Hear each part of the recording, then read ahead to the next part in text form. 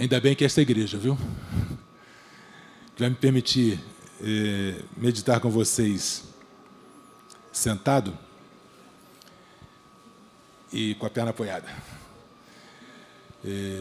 Não sei se vamos ter condição emocional de continuar, porque é uma carga grande, né, para um pai, um avô, passar por esse momento.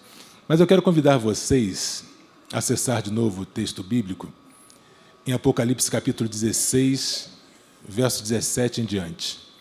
Enquanto vocês encontram, na semana passada o pastor Igor apresentou uma mensagem de extrema relevância, falando de profecias passadas e algumas presentes, como, por exemplo, a confirmação profética de que as 10 tribos bárbaras da Idade Média, ou até antes da Idade Média, em que se dividiu o continente europeu, jamais se uniriam. E a saída da Inglaterra, do Reino Unido, da União Europeia, prova que o texto bíblico é atual ainda hoje. Então, eu gostaria de pegar carona na mensagem dele e trazer um pouquinho do que for possível no tempo que nos resta, se já não consumi todo ele, um vislumbre, uma pálida visão do que vai acontecer no futuro. No futuro, não sei se próximo, mas com certeza um futuro distante, porque se trata da eternidade. Eu entendo que a eternidade começa quando nós aceitamos a Jesus como Senhor. Porque a Bíblia diz, Jesus disse a Nicodemos, que quem nasce da água e do Espírito passa a fazer parte do reino de Deus. E o reino de Deus é eterno. Então, eu divido a eternidade em duas fases. A eternidade nesse mundo que nós vivemos e a eternidade no mundo futuro, onde a única diferença vai ser a falta, a ausência de dor, de fome, de frio, e que haja frio, né? Ainda mais para a gente estar lá longe. Enfim, dessas intempéries, dessas situações desconfortáveis que temos aqui. E eu quero hoje trazer para vocês alguns fatos que eu tenho convicção, eu tenho certeza absoluta de que vão acontecer, porque o mesmo Deus que falou sobre isso, o mesmo Deus que revelou para nós esses fatos, é aquele que revelou para Daniel o que o pastor Igor falou na semana passada. Se vocês não tiveram acesso à mensagem dele, eu creio que deve estar gravada, né? Você mantém gravações, né, dos últimos sermões. Então, vale a pena buscar na internet o que o pastor Igor falou sobre esse assunto, que eu não quero entrar nele. Antes também de entrar fazer a leitura desses versos que vocês já devem ter encontrado, eu quero colocar para vocês alguns aspectos. Depois eu pego para ler junto com vocês. O que nós vamos ler agora faz parte da 7ª praga. 7ª praga, então vou ter pragas nesse mundo? Vai. Assim como teve as pragas do Egito, nós vamos ter pragas que virão no futuro próximo. O que acontece no mundo para que essas pragas ocorram? Primeiro, há uma definição mundial e individual. Cada um de nós seremos levados a uma escolha, se queremos ou não fazer parte da eternidade. Eu não vou poder entrar aqui, por causa do tempo, no que define a nossa entrada na eternidade. Isso seria uma palestra de mais de 50 minutos, pelo menos. Mas o fato é que, em um dado momento, se eu não escolhi viver a eternidade, eu vou estar fora dela. A decisão é pelo sim ou pelo não. Só que nós já estamos no não. Nós estamos fora, em princípio, por natureza, por nascimento, nós estamos fora da eternidade. Então nós temos que decidir entrar na eternidade. O não decidir é o mesmo decidir pelo não. E quando isso vai ocorrer? Vai ocorrer num momento único na história de todo o universo, na história de toda a eternidade. Vai haver um lugar específico, esse planeta, em que Deus não se fará presente fisicamente. Deus, ele é onipotente, pode todas as coisas. Ele é onisciente, sabe todas as coisas. Ele é onipresente, está em todos os lugares. Mas vai chegar um momento, por cerca de 1 ano, em que Deus não estará presente no planeta Terra. O Espírito Santo que age conosco, está conosco, ele vai ser retirado da Terra e, ato contínuo, a Terra fica entregue aos inimigos. Quer inimigos da verdade, quer inimigos de Deus, os anjos que, junto com Lúcifer, desceram para esse mundo. Antes que isso aconteça, que nós conhecemos como tempo final da graça, ou fim da graça, ou, para aqueles que são mais teólogos, fechamento da porta da graça. Esse momento vai ser sinalizado para nós. Nós estamos hoje muito preocupados em olhar os sinais. E eu vou dizer uma coisa para vocês que talvez choque alguns dos nossos amigos, aqueles que nasceram na igreja adventista, ou outros já têm a doutrina adventista muito arraigada em si. Os sinais são o que menos importa nesse momento. Nós não devemos estar olhando para os sinais. Aliás, os sinais vêm das 3 perguntas, numa só, que os discípulos fizeram a Jesus em Mateus 24. Quando será a tua vinda? Quando vai ser destruído Jerusalém? E quando vai ser o tempo do fim? E Jesus, embora tenha citado os sinais, ele não mencionou nenhum específico para os nossos dias. Muito pelo contrário, só falou de sinais genéricos. Mas uma coisa ele disse, ele advertiu, quando começou a sua resposta, e muitas vezes nós esquecemos da resposta direta de Jesus para pensar nos sinais. Lá em Mateus 24, verso 4, ele respondeu assim: vede que ninguém vos engane. Ou seja, nós, os escolhidos de Deus, nós que escolhemos fazer parte do povo de Deus da eternidade, corremos o risco de ficar fora da eternidade por sermos enganados. A atenção do inimigo, desde que começou o tempo do fim, em 1844, é atingir, alcançar e tirar do povo de Deus aqueles que escolheram viver com Jesus. Vocês que aqui estão, vocês que nos assistem pela internet. Também isso seria outro tema, para mais de 50 minutos, 1 hora, e nós não temos todo esse tempo aqui. Então, o fim da graça acontece quando ocorrer um sinal. E esse sinal foi nos dado pela revelação, que é a mudança na primeira emenda, na interpretação da primeira emenda da Constituição Americana. Os Estados Unidos já é a maior nação econômica, ela vai ter a hegemonia os infiéis. Segunda praga, o mar se torna em sangue. Terceira praga, os rios e as fontes de águas potáveis se tornam em sangue. A única água que não vai virar sangue na face da terra é a água que nós teremos e serviremos até para os nossos inimigos. Aí já foram as 3 pragas. A 4ª praga, o sol se aquece 7 vezes mais. Então, hoje deve estar o quê? 20 graus? Alguém tem no celular? 23. Multiplique 23 por 7. Hoje está um dia frio para mim, pelo menos, né? 23 vezes 7, quanto é que dá? 140, 21, 161 graus.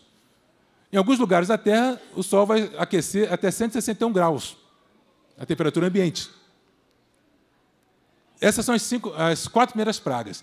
Entre a 4ª praga e a 5ª, no capítulo 16 do Apocalipse, você vai ver que tem um hiato no relato, dá uma parada no relato. O relato é contínuo das 4 primeiras pragas, para a 5ª praga tem um intervalo. E nesse intervalo, aí, é a opinião minha particular, de quem andou estudando esse assunto, vai haver uma simulação da volta de Jesus.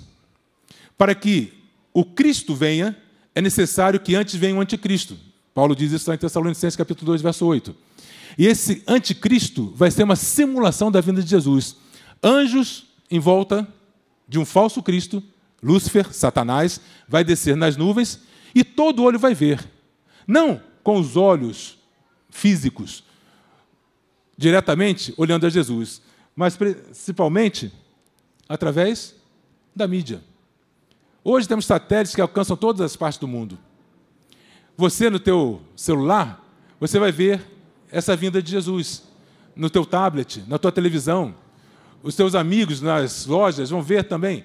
Todo olho vai ver Satanás simulando a vinda de Jesus. Como resposta de Deus a esse episódio, a essa tentativa de Satanás de enganar o seu povo, mesmo não tendo mais o que enganar, Deus vai mandar a 5ª praga. que é trevas sobre o trono de Satanás. A Bíblia não diz claramente onde vai ser o trono de Satanás, só chama trono da besta. Pode ser na Europa, pode ser na Itália, pode ser em qualquer lugar. Mas, sobre esse local, onde Satanás estiver reunido com seus assessores humanos e angélicos, para assediar e para perseguir e tentar matar o povo de Deus que vai estar aqui na terra, sobre esse local vai vir trevas absolutas. Pode tentar acender vela, pode tentar acender luz, nada vai clarear. Esta é a quinta praga. Como agora, contra-ataque a esta praga mandada por Deus, Satanás, seus anjos, seus líderes, resolvem, a Bíblia diz no próprio capítulo 16, que saem espíritos imundos, semelhantes a rãs, que vão a todos os reis da terra. E todos agora são reunidos para a batalha chamada do Armagedon. Esse é outro assunto, que se a gente fosse falar aqui, gastaria mais de uma hora. Eu vou resumir a questão do Armagedon, que alguns dizem que é a Terceira Guerra Mundial, tem até livros escritos sobre isso. Se você pega no texto bíblico, você vai ver que não tem guerra. Então, o Armagedon é uma batalha que não existe.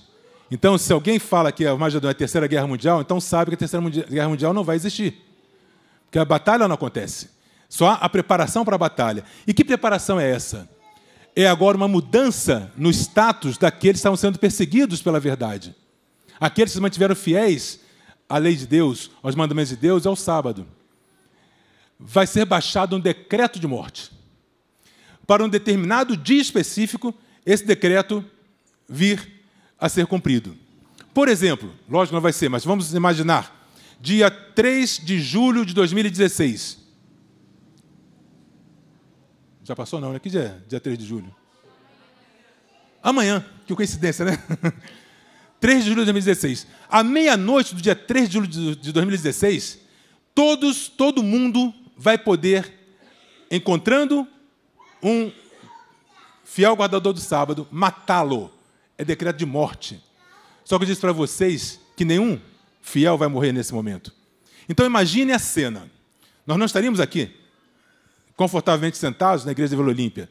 Talvez eu e minha esposa estivéssemos lá no interior, lá para o lado de Patos, lá no interior da Paraíba. Talvez o Diogo, a Dani e os 2 netinhos estivessem lá no interior, sei lá, de Minas, no interior de São Paulo, ou no Mato Grosso.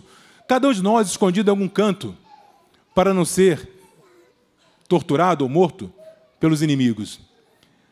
A nossa angústia maior, porém, não será essa. A nossa angústia maior será saber se estamos ou não contados ao lado daqueles que estarão na eternidade com Jesus. Mas isso também vai ser uma aflição. E agora, então, quando nós estivermos nessa situação e for dado esse decreto, as hostes inimigas, junto com as tecnologias disponíveis, satélite, etc., etc., vão saber exatamente em que lugar vai estar cada grupo de santos. E eles só não vão atacar antes, porque a ordem dada pela besta, a ordem dada por Satanás, a ordem dada pelos líderes religiosos de então, será a partir de que horas? Da meia-noite. E o que acontece? Vamos ler o texto agora. Agora eu posso começar a mensagem? Apocalipse capítulo 16, versos 17 em diante. Eu vou ler na tradução da Bíblia Viva. O 7º anjo derramou a taça dele no ar. E do trono do templo veio um poderoso clamor dizendo: está terminado. Agora acabou. Então houve relâmpagos, vozes, trovões e um grande terremoto de intensidade sem precedentes na história do mundo.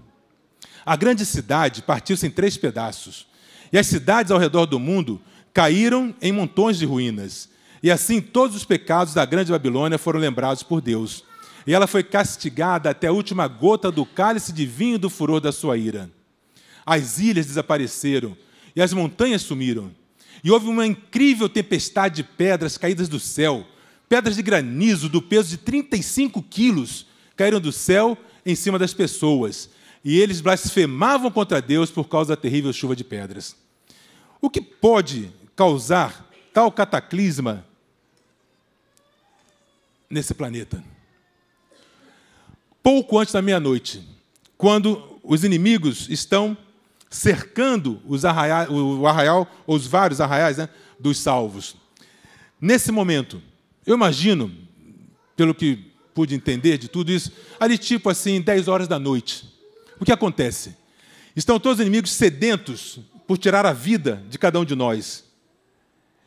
Nessa hora, subitamente, aparece no céu um arco-íris. E esse arco-íris se divide em vários arco-íris, como num dia de grande tempestade, que formam 2, 3 arco-íris, formam-se e iluminam cada lugar onde tem um filho de Deus, um salvo do Senhor. Só que é um arco-íris diferente. O arco-íris normalmente ele toca as duas pontas na terra. Esse é diferente.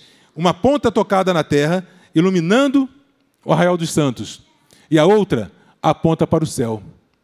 Quando os perseguidores veem isso, eles se assustam, se amedrontam. É um fato inusitado. Eles começam a tomar-se de terror, imaginando que, de fato, aqueles é que estavam certos. Enquanto eles pensam assim, os santos ouvem uma voz dizendo: olhai para cima. Desculpe que eu vou ter que esperar algumas vezes para poder continuar. Quando eles dizem, eles ouvem a voz, olhai para cima, eles não veem o céu conturbado como estava. O céu estava negro nesta hora. Não tinha luz de lua, não tinha luz de estrela, não tinha nada. Eram trevas totais no céu. Mas agora, por aquele fecho do arco-íris, eles olham e contemplam a cidade santa. O templo de Deus. E a sua visão dada por Deus, a visão da fé, eles veem assentado no trono principal o Pai e ao lado o Filho, Jesus.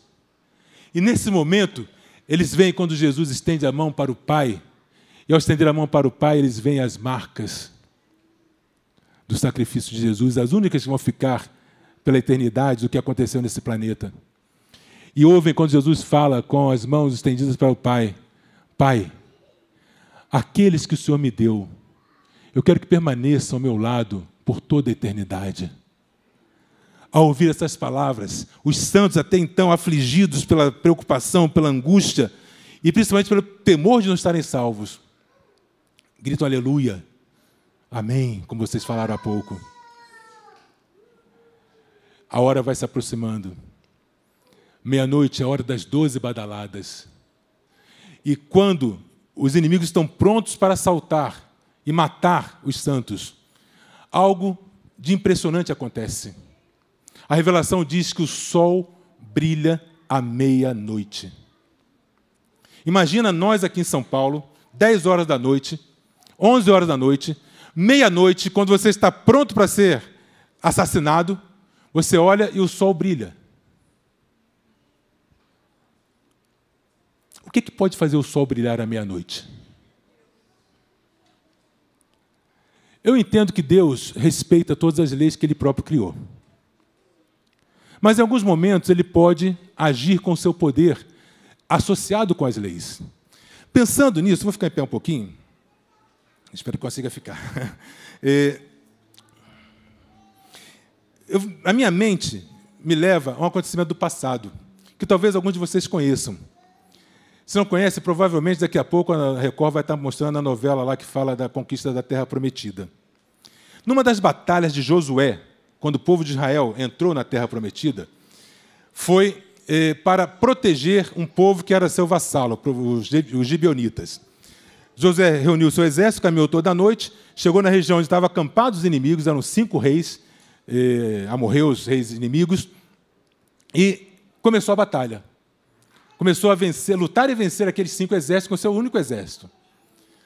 Passado um tempo, ali por volta do meio-dia, 1 hora da tarde, Josué, como um bom general, percebeu que não daria tempo de vencer aquela batalha naquele dia. Então ele faz uma oração que parece um escândalo. Não sei se vocês conhecem a oração de Josué. Ele vira para Deus e pede o quê? Deus, por favor, faça o quê? Faça o quê? Pare o sol. ao meio-dia. Bom, Josué não sabia, mas nós sabemos. Não é o Sol que gira em torno da Terra. É o quê? A Terra que gira em torno de si mesma. Por isso que o Sol passa nas 24 horas. Quando Josué gritou a Deus, clamou a Deus, pare o Sol, na verdade, o que é que Deus fez? Aí você vai pegar cientista, vai pegar teólogo, vai pegar erudito, que vai inventar um monte de história.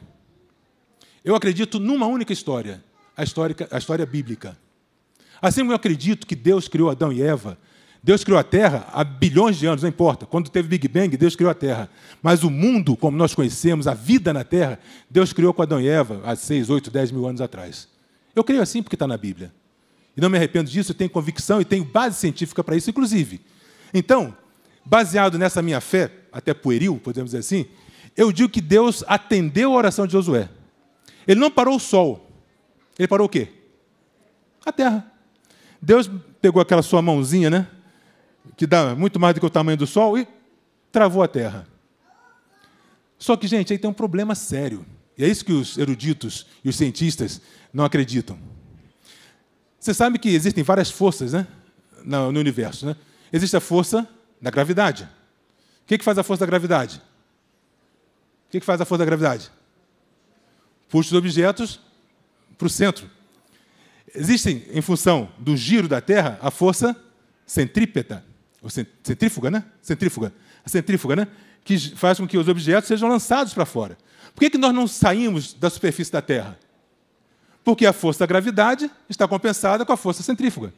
Uma compensa a outra e a gente fica no chão direitinho. Senão, ou seríamos arrojados, ou seríamos achatados. Quando Deus para a Terra, o que acontece? Qual força que parou? Centrífuga. E o que vai acontecer? Nós vamos ser achatados, ou mais grave, o nosso satélitezinho querido, que naquele tempo só tinha um, né? A Lua. O que acontece com a Lua? Ela vai ser atraída para a Terra. Vai se chocar com a Terra. Porque não tem mais a força centrífuga que mantém a Lua equidistante. Então, para parar a Terra, o que Deus fez? Além da Terra, parou também? Parou a Lua. São um choca com o outro. Só que Terra e Lua estão em equilíbrio com Marte e Vênus, nossos planetas vizinhos. Para parar Terra e Lua, o que Deus teve que fazer? Parou Marte, as suas luas, são duas, né, me parece, né? O Vênus tem duas, não me lembro mais.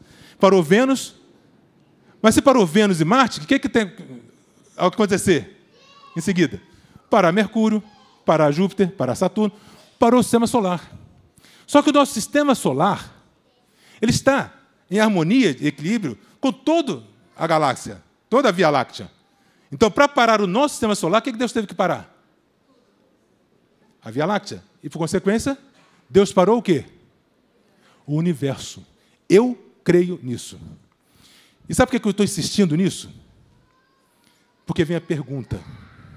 Por que Deus parou o universo? Por que Deus parou o universo naquele dia? Já se esqueceram? Oi? Porque Josué orou, Josué pediu. Este é o poder, esta é a força da tua oração. Deus, se necessário, para o universo para atender o teu pedido, se for necessário. Creia nisso. Esquece tudo que já aconteceu aqui hoje, mas leve para casa pelo menos isso. Sabe, quando você ora a Deus, não precisa se ajoelhar, deitado, em pé, você pode estar dirigindo se quiser. Mas quando você leva o teu pensamento a Deus e pede a Deus, Senhor, eu preciso. Faça isso. Deus vai providenciar para que a tua oração seja atendida, se for para o seu bem. Você crê nisso? Amém? Eu também creio. Então, voltando agora ao acontecimento futuro. Meia-noite o sol brilha. O mesmo Deus que tem poder para parar a Terra e o universo, o que ele pode fazer? Ao invés de parar, alguém já jogou peão aqui? Quem já jogou peão aqui? Oh, até uma mulher, diz bacana, né? O peão, quando você joga lá o... Puxa, como é que chama lá? Oi? Não é barbante? Tá? Quando puxa o barbante, o que acontece com o peão? Ele, ó... Deus deve ter amarrado naquele dia, vai amarrar naquele dia um barbante em volta da terra e, ó, puxar, ou então com a sua própria mão. Imaginem que Deus acelere a Terra no dobro da sua velocidade. O Sol, ao invés de nascer 6 horas, que hora que nasceria?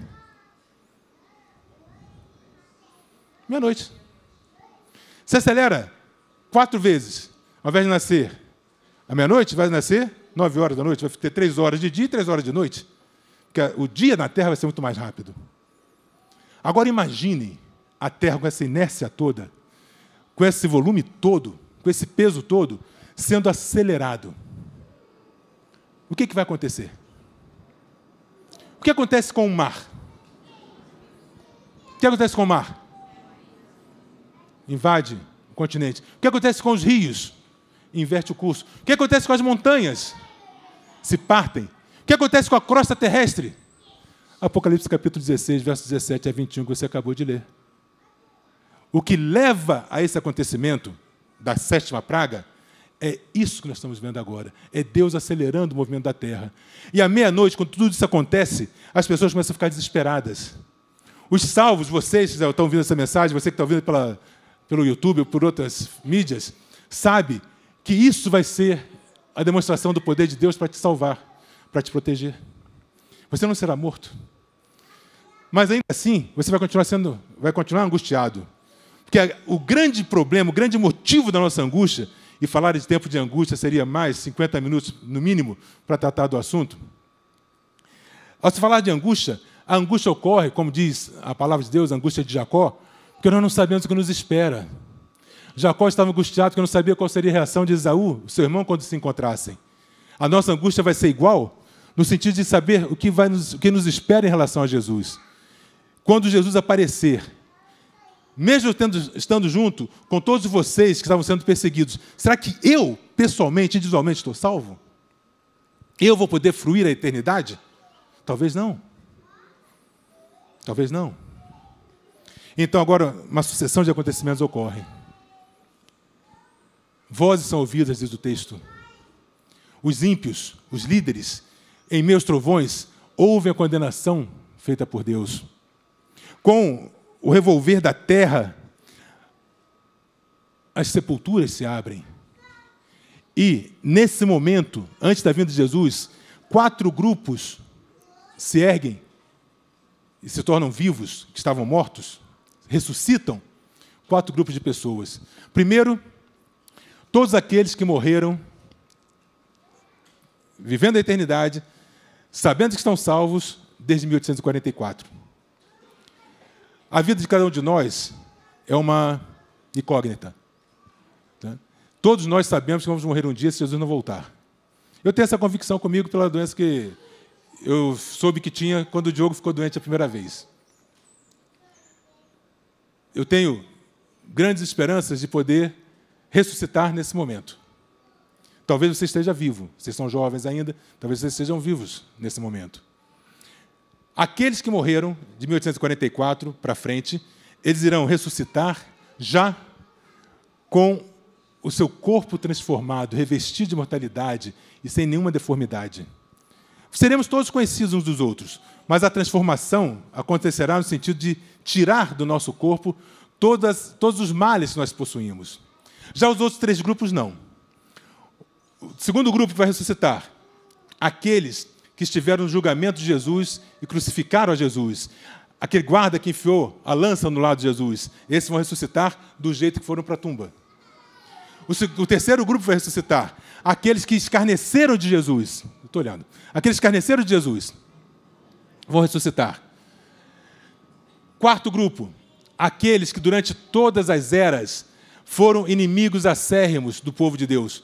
Aqueles que mataram, torturaram, fizeram inquisição, todos esses vão ressuscitar para ver Jesus voltando. E nesse redemoinho de acontecimentos, os salvos ouvem o anúncio da hora, ou quem sabe até do dia, da volta de Jesus.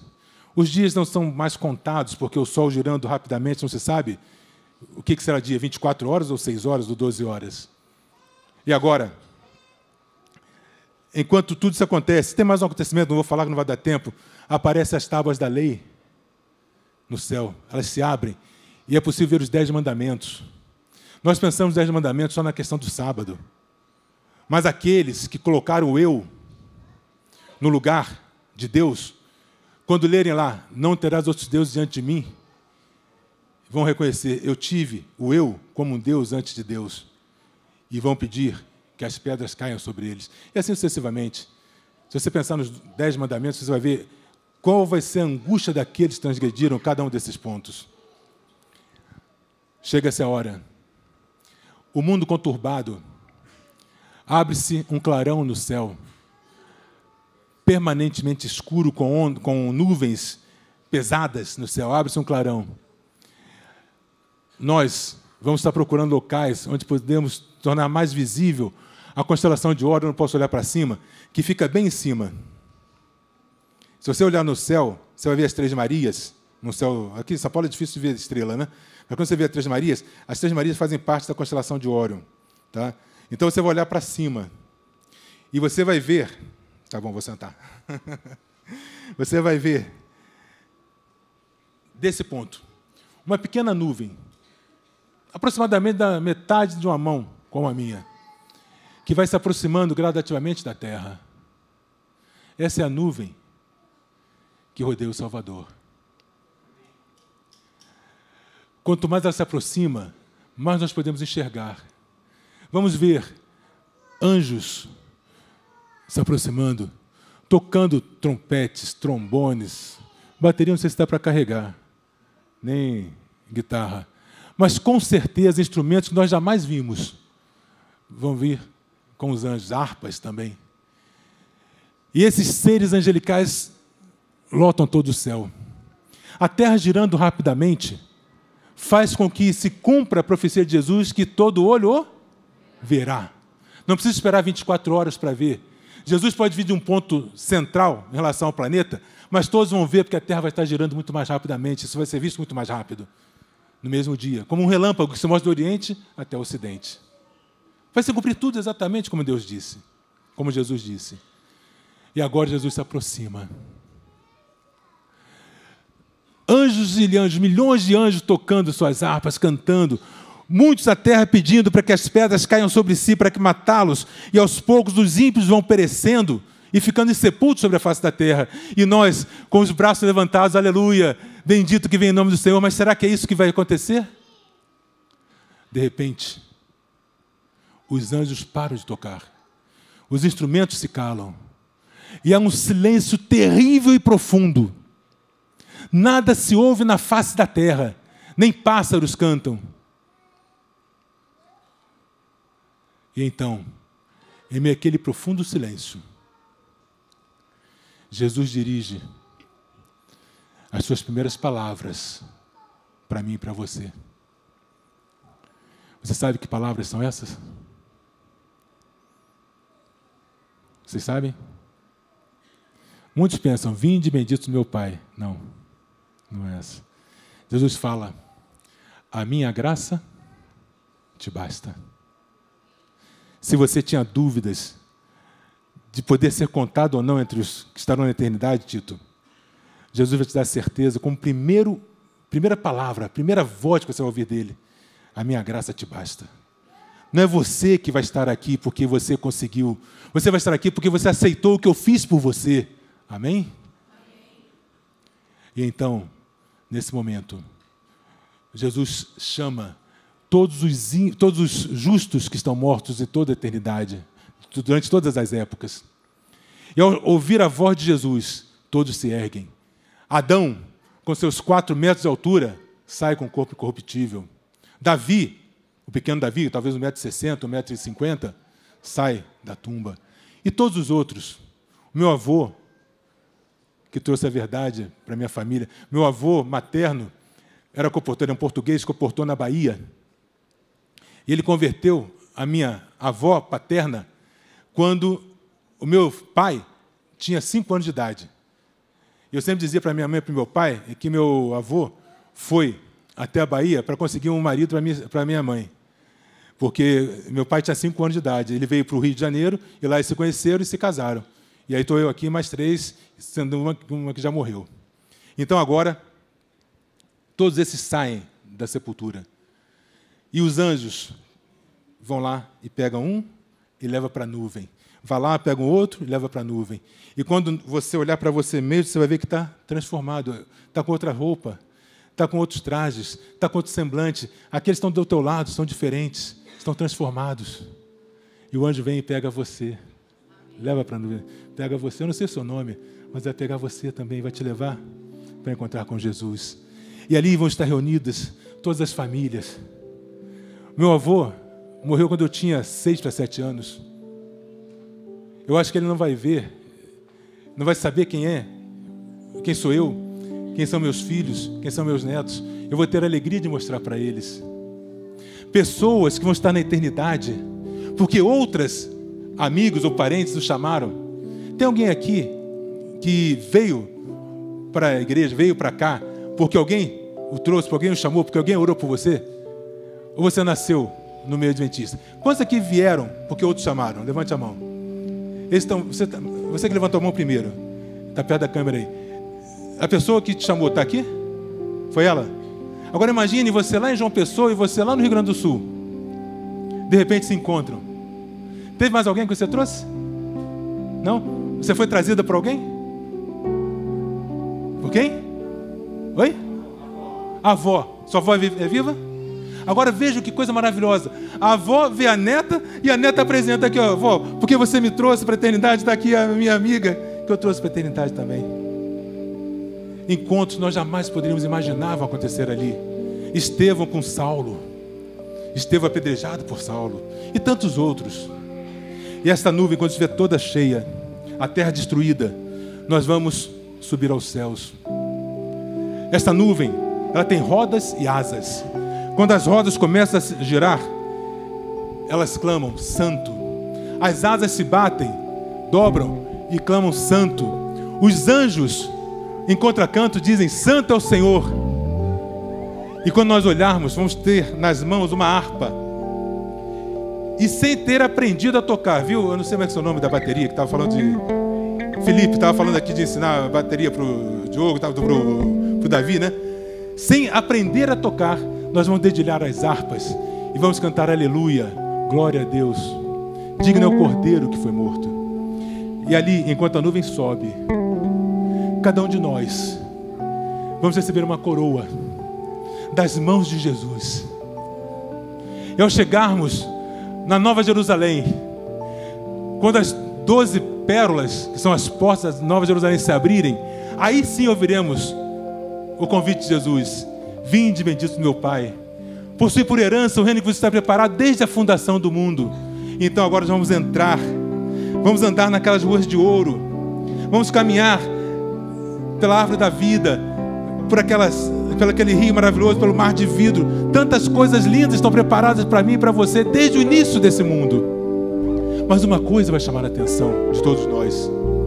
Enquanto nós estivermos conhecendo a cidade santa, Jesus vai pegar Adão no ombro. Vai pegar Adão e vai conduzir Adão para um lugar muito especial. Jesus vai levar Adão para o jardim do Éden conservado. Quando veio o dilúvio, Deus levou o jardim do Éden para a Nova Jerusalém para mostrar para Adão. Adão, ao olhar para a sua descendência, vai ver pessoas de várias alturas diferentes. Eu vou estar mais ou menos na metade de Adão. Eu tenho 1,90 m, ele tinha 3 metros e pouco, quase 4 metros. Então vou estar mais ou menos batendo na cintura de Adão. Todos nós vamos crescer durante a eternidade, durante o milênio, vamos crescer até a estatura de Adão. Mas nesse início, todos nós com o corpo transformado teremos a nossa estatura. E agora então Jesus leva Adão até o jardim do Éden. Adão não consegue acreditar. Quando Adão chega e vê ali o caramanchão que ele preparou, as plantas que ele plantou, as frutas que ele comia, Adão se emociona. Por 920 anos, Adão queria entrar no jardim do Éden, mas uma espada o impedia de entrar. 920 anos querendo voltar a um lugar, não pôde voltar.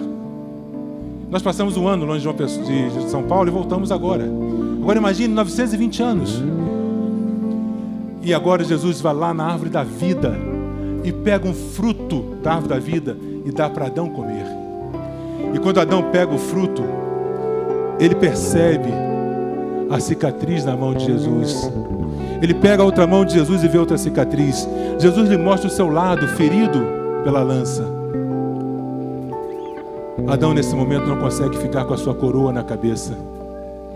Ele coloca a sua coroa aos pés de Jesus, em agradecimento por todo o cuidado que Jesus teve com ele, mesmo sem que ele fosse merecedor. E nós também pensamos da mesma forma. E assim como Adão, fazemos a mesma coisa, o mesmo gesto, colocamos as nossas coroas uma ao lado da outra, nos inclinamos e cantamos: digno é o Cordeiro. Eu estou colocando sempre na primeira pessoa do plural que eu estou falando. Estou colocando nós. Mas eu não sei se você vai querer estar ali. Não sei se você pretende estar presenciando essa cena que a revelação de Deus nos deu o poder da antevisão. Lá vai ser muito maior, muito melhor. Se você gostaria de estar ali, eu quero te convidar. Quero te convidar para vir aqui à frente, para termos uma oração. O grupo não está aqui ainda, né? Tá, desculpa. O Tal vai cantar um hino que lá em João Pessoa a gente canta junto com vocês e a emoção aflora. Aquele hino, ele vem. Enquanto eles cantam, se você quer presenciar esse fato, viver esse momento do encontro de Jesus com Adão, caminhar pelas ruas de ouro, eu te convido a vir aqui à frente, não apenas para cantar, mas para orarmos juntos.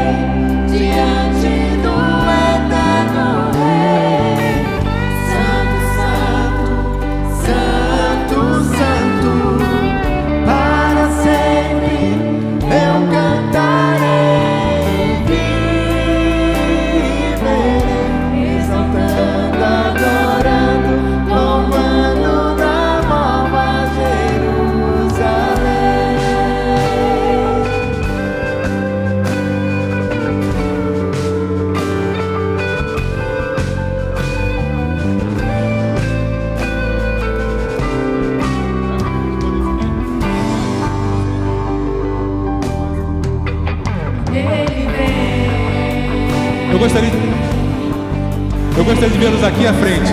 Venham mais próximos aqui. Vamos nos abraçar, vamos nos unir nesse momento. Porque lá nós vamos estar todos abraçados, todos unidos. Orar. Quanto tempo será que vai demorar? Oh, meu Jesus, como eu quero te abraçar, te abraçar.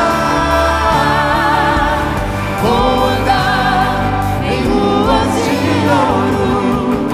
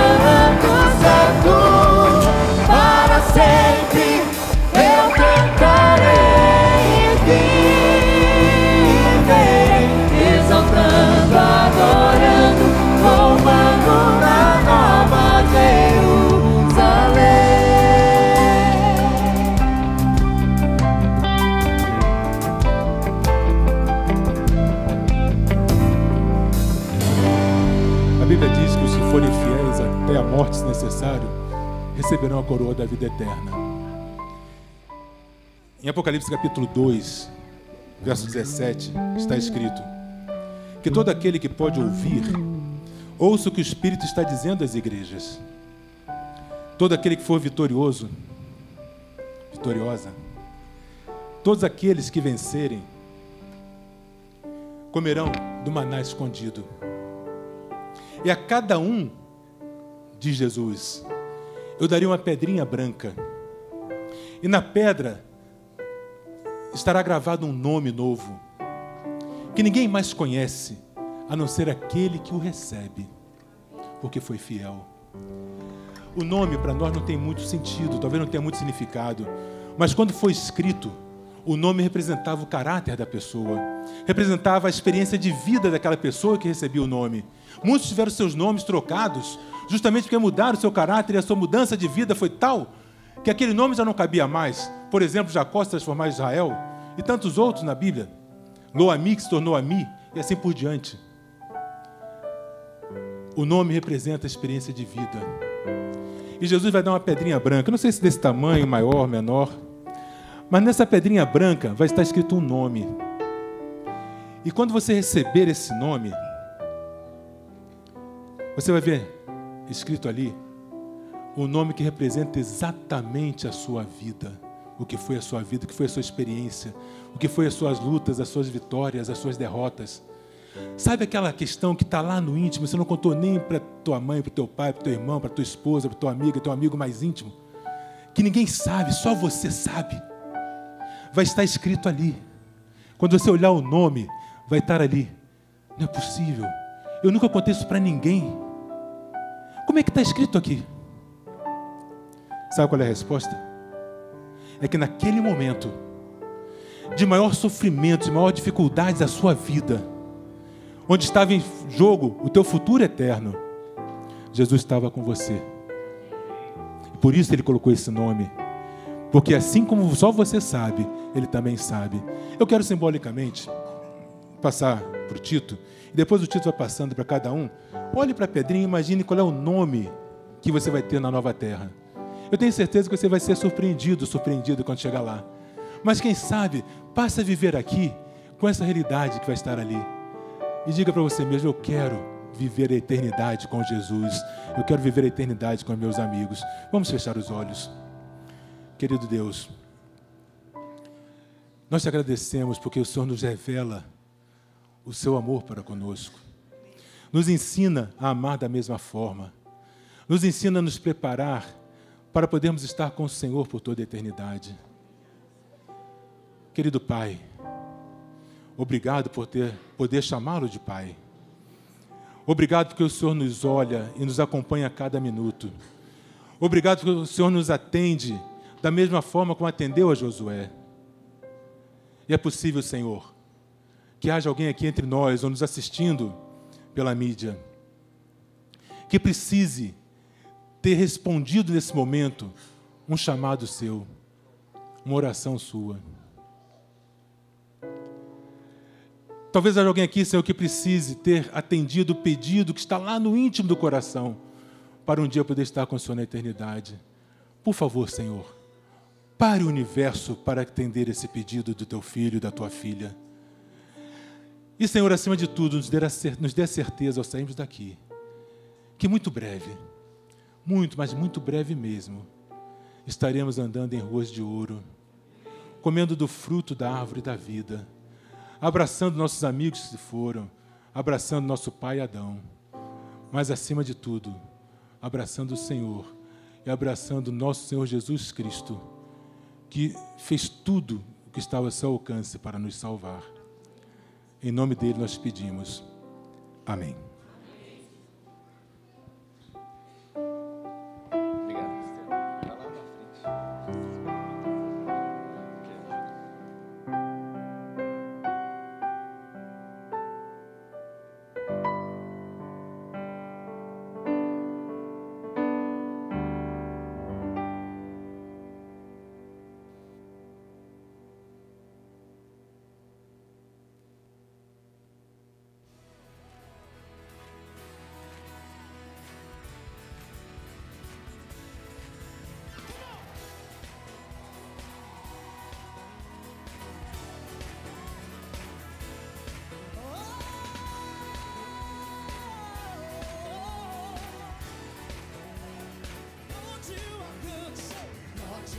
good and your mercy endureth forever.